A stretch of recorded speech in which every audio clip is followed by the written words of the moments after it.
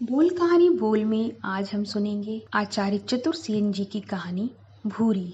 Station पर आकर देखा गाड़ी आने में देर। पुल के पास प्लेटफॉर्म पर 6-7 देहाती स्त्रियां अपनी गांठ पोटली लिए बैठी। लगभग सभी वृद्धाएं थीं, कुछ जवान थीं, पर उनमें और वृद्धाओं में कुछ ज्यादा अंतर नहीं दिख रहा। उनके वस्त्र मोटे, मैले और चीथड़े थे। सबके पैर नंगे थे। चेहरे और शरीर पर वेदनाओं के पहाड़ चकनाचूर हुए हैं के चिन्ह साफ दिख रहे थे। प्रातः काल का समय था, परंतु सूरज निकलते ही आग उगलने लगा था। गर्मी के दिन का प्रभाव शीत के दोपहर से कहीं अधिक गर्म था। इतनी दरिद्र दीनहीन होने पर भी वे सब प्रसन्न थीं, मानो यह दीनता उनमें रम गई थी। वे हंस हंस कर अपने घर द्वार की बातें कर रही थीं और निसंकोच होकर उस गंदी जमीन पर बैठी थीं। सबने सलाह करके अपनी अपनी पोटलियां खोली। उनमें रात की बासी रोटियां थीं, मोटी मोटी रोटियां। किसी के पास दलिया या दाल के ढंग की कोई भी चीज नहीं थी। प्रत्येक ने उन्हें खाना प्रारंभ किया। रोटियां खराब हो चुकी थीं, उनमें बू आ गई थी। संभव है कि वे रात की ना होकर एक दिन पहले की ही हो। पानी का कोई प्रबंध ना था, परंतु वे अत्यंत धैर्यपूर्वक उनके छोटे छोटे टुकड़े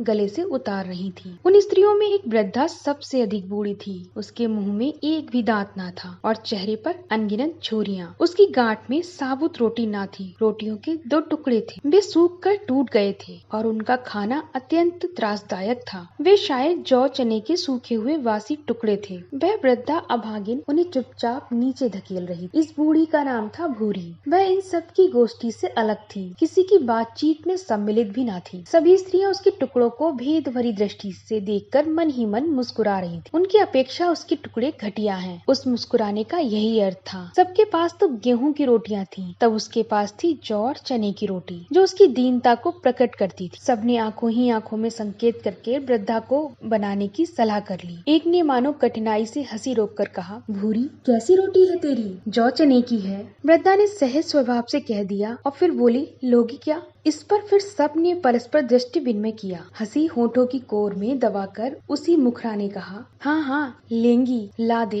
वृद्धा ने 2 टुकड़े अच्छे अच्छे चुनकर उसके आगे बढ़ा दिए। टुकड़ों को लेकर सबने बारी बारी उलट पलट कर देखा। एक ने दूसरी के पेट में उंगली चुबा दी, दूसरी ने तीसरी को धकेल दिया, तीसरी ने चौथी की ओर आंख से संकेत किया, चौथी ने होठ निकालकर मुंह बिचका दिया। वृद्धा की दृष्टि शायद मंद थी, वह यह सब नहीं देख रही थी। 2 टुकड़े उन्हें देखकर चुपचाप खा रही थी। सब भांति टुकड़ों का उपहास करके फिर उसी मुखरा ने वे टुकड़े भूरी के आगे बढ़ाकर कहा, ले भूरी, अपनी रोटी संभाल कर रख ले।